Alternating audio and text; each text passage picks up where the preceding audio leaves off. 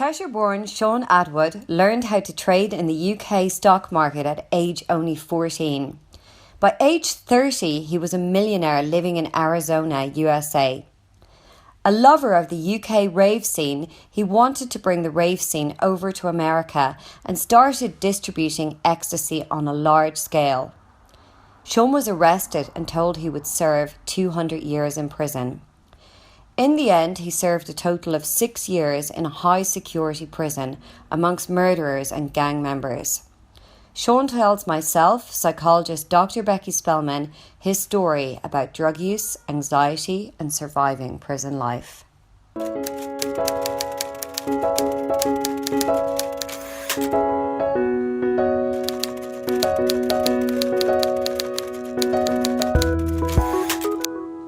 Shaun, it's great to meet you. Thanks for having me on, Becky. How did it all start for you? When the rave scene started in the UK, I saw it on the news. I was like, what is all this about young people breaking into warehouses and stuff? And I tried ecstasy and it melted all that anxiety away from me. Previously, I wouldn't dance. I was too self-conscious, wouldn't go up and talk to people. But on ecstasy, I was just dancing and hugging people and making friends with strangers all night long. It had such a profound effect on me that I pledged, in concert with my other goal, to go to America and make $1 million in the stock market. If I did that, I would try and transfer that rave scene over to America. And I did. 10 years later, I'd made a couple of million in the stock market. I was emotionally immature. Money went to my head. I started to throw these rave parties, but the ecstasy was scarce, so I had people importing it from Holland. So that's where I went way beyond the law. And America was good to me, and I abused it. And May 16th, 2002, SWAT team smashed my door down. Wow. Yeah. That must have been terrifying for you. Going into a jail where it was run by the neo-Nazi Aryan Brotherhood prison gang. If you're a white person, you come under their control. And not only were the gang members murdering the prisoners, but even the guards are murdering the prisoners. It was absolutely terrifying, but it did prove to be the education opportunity of a lifetime. 6 years in prison. What happened in that time? Various stages of adaptation. So when you go in, you got to get used to the sounds of people's heads getting bashed against toilets, people's bodies getting thrown around, people getting carried out on stretchers that look like they're dead. And you go into shock. If you ever held a little animal, like a bird or a mouse, and you can just feel its heart going ding, ding, ding, ding, ding, ding, ding. For the first couple of nights, my heart is going like that all against the mattress all night long, and I can't sleep. And then the prisoners start coming up to you saying, you've got to get that look of shock off your face, or else you're going to be the one getting your head bashed against the toilet next, because any expression of weakness is exploited. So 6 months later, I've got what's called dead eyes, where you're completely not showing any emotion at all. Because by now, you know, I've just seen violence almost every single day, ranging from standard someone just getting beat up and carried out on a stretcher to it. So you just have to become immune to it. I mean, internally, your adrenaline's still going, and to this day, if I go to a restaurant or a bar, I prefer to sit with my back against the wall because I feel safer, because I'm conditioned from this environment of constant danger. So you learned quite quickly strategies to survive in prison. You know, I had to think, who can help me, who can I make alliances with, and who could possibly harm me? So everything you think about in your everyday life, what I'm going to do this evening, what I'm going to eat, what I'm going to watch, it's all out the window. It just becomes raw. You go into raw survival mode. Were you traumatized by being in prison? Yes. I was too busy trying to adapt to understand that at that point in time. But towards the end of it, my guardian angel was a therapist. He was called Dr. O. He was into neuroscience and Eastern philosophy, and I really clicked with him. He's the one who helped me go inside myself and address my anxiety. And he also explained, Shaun, to go for an environment like this, where the laws of society don't apply, the rules in here, everything's upside down, is going to give you a resilience that's going to last you for the rest of your life. So that goes back to me now, looking back at this and seeing it get me off the drugs, give me a new value system, and strengthening me to deal with things that, as an anxious person, I previously couldn't, because on ecstasy, I was the life and soul of the party. But it became my crutch. For 10 years, I was going out every weekend taking drugs, club drugs, because I thought I wasn't an interesting enough person to be around. I had this anxiety. But when you're living with hundreds of people in prison, many of whom I would not have chose to be around, when you then come out into society, the world seems like a safe place. So to someone who has anxiety, that anxiety's gone way, way down, because after being in a dangerous environment, it is a safer place to come to. Nothing could be as bad as the danger that you were in prison. So that's how it did me good. How high did your anxiety levels go when you did go to prison? Off the scale, because I couldn't sleep. My second year was the worst, when they told me I was facing a maximum 200-year sentence. They said every time I spoke about drugs on the phone carried 5 to 10 years. I had 20 plus charges. They would stack all my charges up to 200 years if I went to trial and lost. I'd been moved in with mostly murderers in maximum security, because they doubled my bail to 1.5 million cash only. Cockroaches were crawling all over me every single night because it was infested. They literally lined up in the cracks in the wall at 10 o'clock at light. They knew when the lights were about to go out, and they would just flood the room, get on your feet, legs, tickling your hands, trying to get in your ears, eat your earwax, getting in your nose, mouth. After about 4 or 5 nights of cockroaches crawling on you, unable to sleep, you start to hear voices and you start to hallucinate. They stopped my girlfriend from visiting me at the time. I had all these bleeding and itching skin infections and bed sores. I had a pink eye infection. My eyelid was drooping. There was yellow pus coming out my eyeball. And they said 200 years. I'm thinking, I don't think I can take much more of this. And that was at the point where I've just planned to kill myself. So that was when my anxiety was at its highest.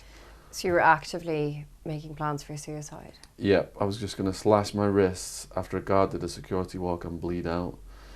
And what stopped me was, I looked at the 7 photos of my family. I wanted to say goodbye to my family. Not in person, but just by looking at the photos of them. And then I started to think, my mum was going to get a call saying your son slashed his wrist in a jail cell. And I couldn't bear the thought of doing that. And even now it makes me feel sad just thinking about it. But it was that love of my family that stopped me from killing myself. So when you're on drugs for 10 years, all you care about is getting high and having fun with your friends at the weekends. It slowly erodes your conscience. It's really interesting because ecstasy, they say, can play on people's empathy. It can really turn it on and heighten it. And it sounds like your empathy was quite dampened. And then it took this huge experience to actually help you learn perhaps real empathy without substances. That's a really good point. And I would like to qualify something there. I went from just taking ecstasy to taking club drug cocktails. And I would say that ecstasy is an empathogenic drug. And when I was on it, I really felt how other people were feeling around me. And to this day, I still think that I still feel more how people are feeling because of my experiences on ecstasy. But when you start to mix it up with crystal meth and ketamine and cocktails of Mexican pharmaceuticals and GHB, then you lose that. You completely lose it. You just go into the dark side of drugs. So I crossed the line where ecstasy lost that empathogenic thing to where I was in the dark side of drugs and hanging out with gangsters, and there was points where I was just doing drugs for the sake of doing drugs.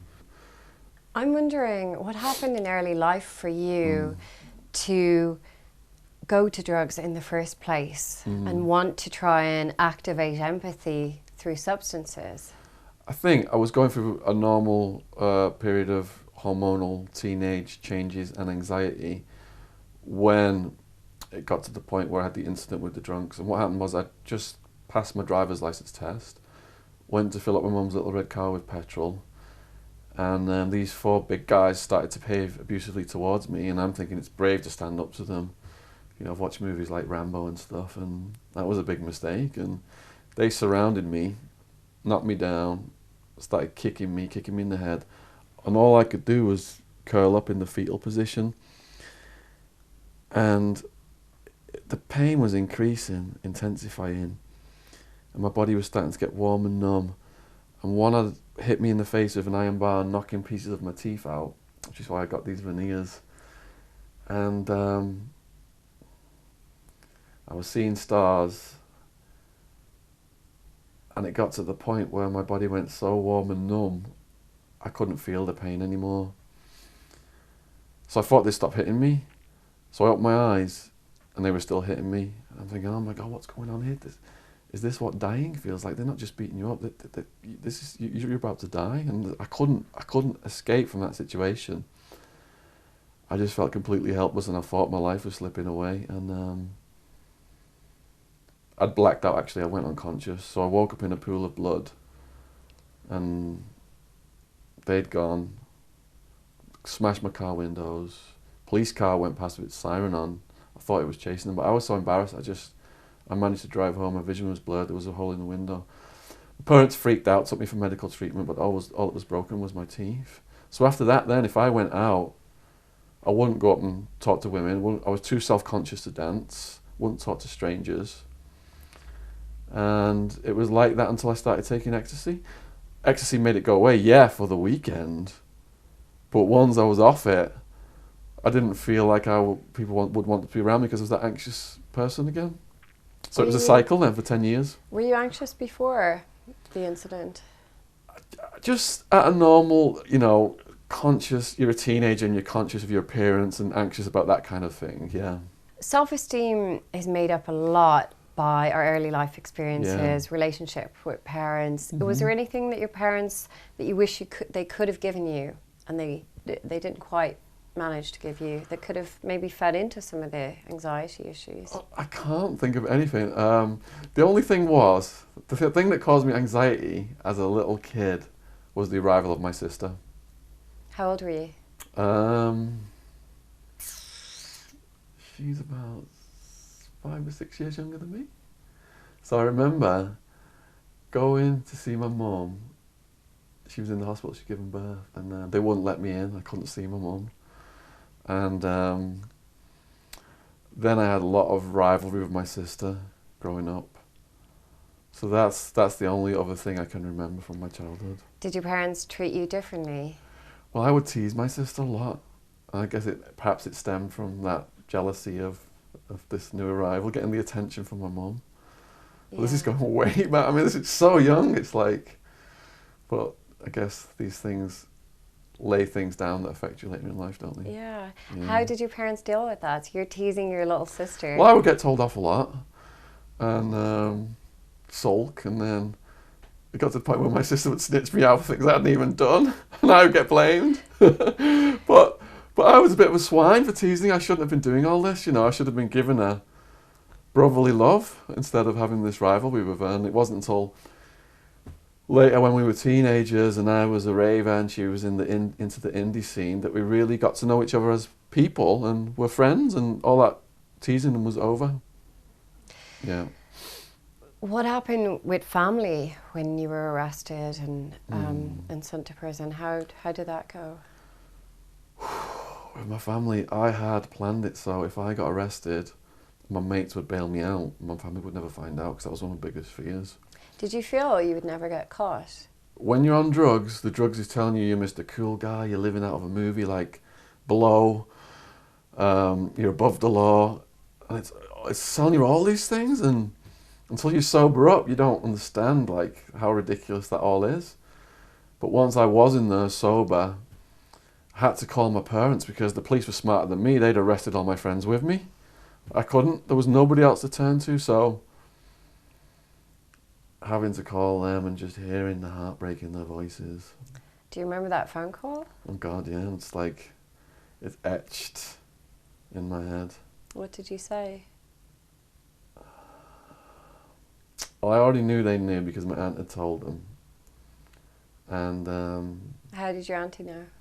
Because I was allowed to, I'd figured out how to make a local collect call from the jail to her. So I was bracing then,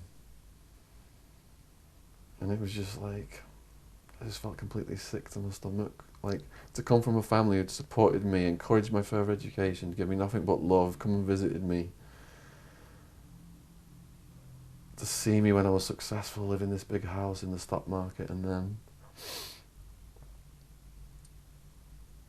to have to basically be like, you know, yeah, to admit I was dealing ecstasy on a large scale, did some serious crimes. They had no idea. They had no idea. And then there's the hearing the pain in the voices. That was just... How did they respond? They were in shock. They just said that they had my back and they loved me unconditionally, and whatever trouble I was in, they would support me. And that was just relief washing over me then.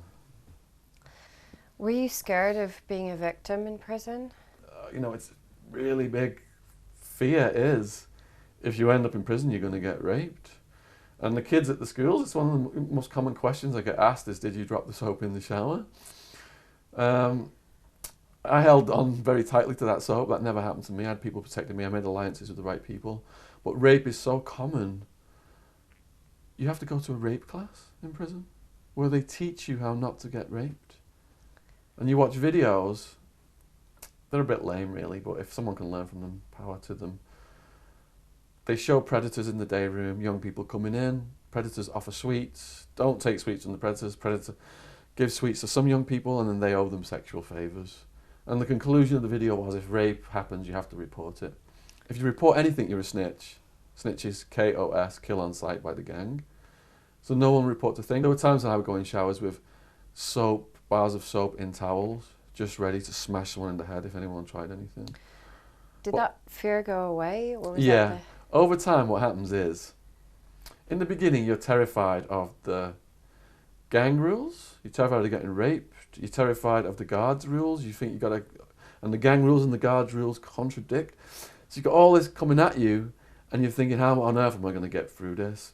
But over time, you learn how to play around the rules, and you make friends with the right people, and you get a certain degree of security. So in my situation, a guy came into my life who protected me. I'd been attacked. I had a new cellmate, and he got his mate to attack me. They didn't like me from the get-go. What happened was, I'd moved into a new building. I didn't know anyone. My cellmate was a serial home invader torturer. He'd been breaking people's houses, and his preferred method of torture was taking hammers to people's kneecaps. And when I moved into him, he said, I've got a padlock in a sock. I can smash your brains in while you sleep. I can kill you whenever I want. So he got his mate, this 20-stone California biker, to attack me just when my parents had flown 5,000 miles to visit me for Christmas. your parents had seen you after you'd been attacked? Yeah, they saw me after I got attacked, yeah. I was on the way to the visit. He walks up behind me in a crowded corridor. He's like, bam, starts kidney punching me. Gang rule is you must hit back or else you're a punk and everyone's going to prey on you. But if you do hit back and the guards see it, you're arrested and sent to lockdown, you lose your visits. So I had no choice. With all the prisoners watching, I had to hit back. So I start hitting back. It was like hitting a big bag of cement. I mean, this guy was huge, and he was trained in kickboxing, so he smashed me up, knocked me down. I go to visit all injured. And in response to your question, yeah, my mum's like, what's up with you? And I can't say, because she's already in a nervous breakdown of my situation. So I did manage to get moved out of that cell. It took my family calling the British Embassy to get me moved. I did eventually have to tell them I felt this guy was going to kill me, my cellmate. And my new cellmate then introduced me to a guy called Two Tonys who he knew he could protect me. What was it like the day you got released? Going in and getting released are almost as equally mind-bending, but in different ways. So going in, you've got the trauma of the new arrival, you're thinking something Shawshank's going to happen to you. And you adapt over time, and you settle into a position where it was almost like in my cell I was running an office, because my writing was going on the internet and all these prisoners were getting letters and books sent to them from people from around the world, kind blog readers. So my thought process had gone from panic and shock to settled, but then they start to go, anxious again as you get closer to the gate. And there's a word for it, it's called gate fever. Because you're thinking, how am I going to function in the outside world? Will people want to cross the road because they know I've got a criminal record? How am I going to get a girlfriend? Women aren't going to want to date someone who's been in prison. How am I going to get a job with a criminal record? I've got no money. How am I going to rebuild my life? These are the things that then start to keep you up at night. And it gets more intense then as you get closer to the gate. Mum and sister are crying, and it was just so nice to just give them big hugs and just think that I'm free, I'm finally free. And right away they took me for Indian food, which is my favourite, but I got the gag reflex because of there was a meal in the prison called Red Death that sometimes had dead rats in it. It was a mystery meat slop. So to this day, I got the gag reflex from chicken tikka masala, so to this day I've stayed vegetarian. Yeah. But yeah, it was adjusting then. My mum said I was like a puppy dog following around the house waiting for orders. So it took me a year to stay at my parents' house, and before I felt confident enough that I'd adjusted enough to get back to normal. And a Harley Street therapist, drug counsellor, he'd offered me the opportunity to start speaking in the schools. When I did that first talk, so nervous I couldn't eat my breakfast, paced like a prisoner in a cell at the front of the stage, soaked in sweat, this raw, nervous energy just crackling off me. When I got out there, I called my mum. I said they must have thought I was a lunatic. I'm not cut out for public speaking. And I thought that was over. And then I was getting semi-depressed because I've got a criminal record. I can't get a job. Out the blue, I got an email from the school about a month later, and they said, our kids voted you the best talk of the year. We get a public speaker every week, and we would very much like for you to come back. So, that helped me get my confidence back up. Where would you be if you had never been arrested? If I'd never been arrested, because I was addicted to that lifestyle, I could have very well done myself in with drugs. I mean, there's points on club drug cocktails where I'd overdosed on GHB, for example, as well as being on other drugs, and I was flopping on the floor like a fish. And I'd instructed all my mates never to call any health back up because the police would get involved and we'd all get arrested, so they would just leave me there.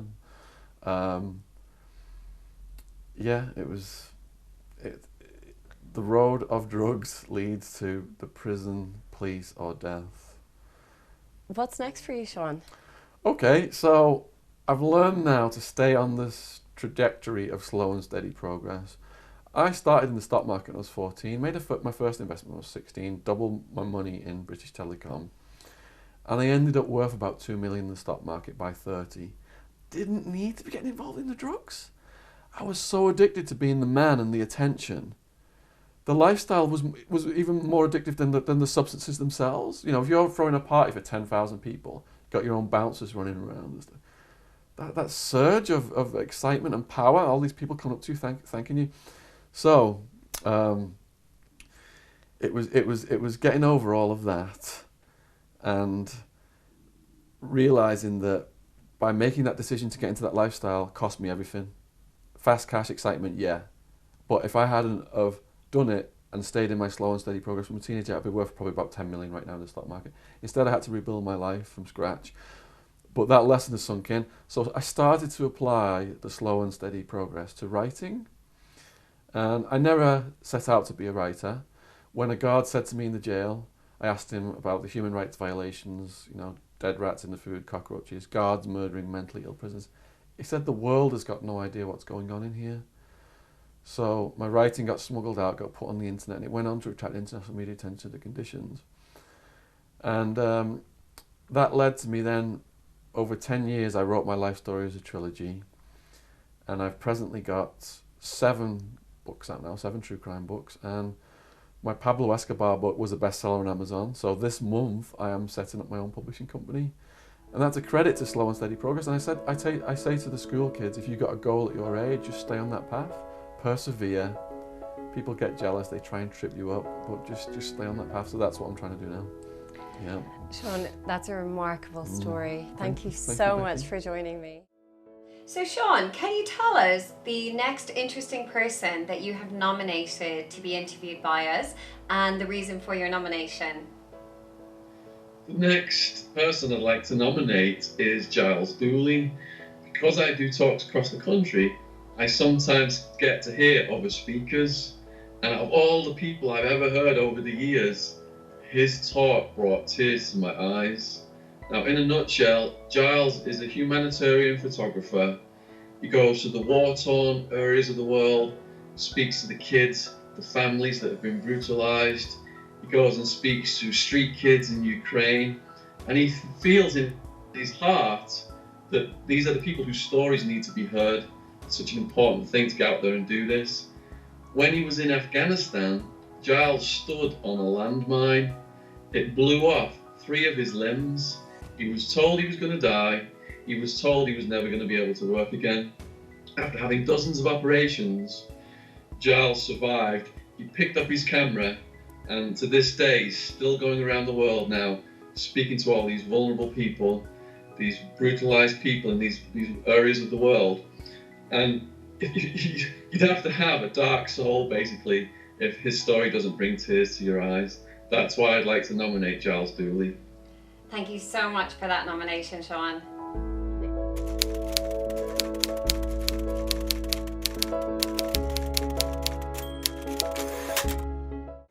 Mum, can you take a seat for a moment? I need to tell you something.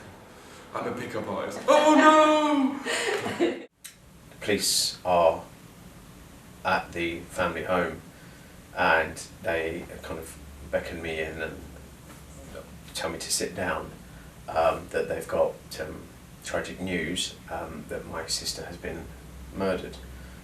I just thought this can't be right. They're obviously releasing more and more information to me that the guy that she'd been dating, that she met on one of these dating websites, had killed her.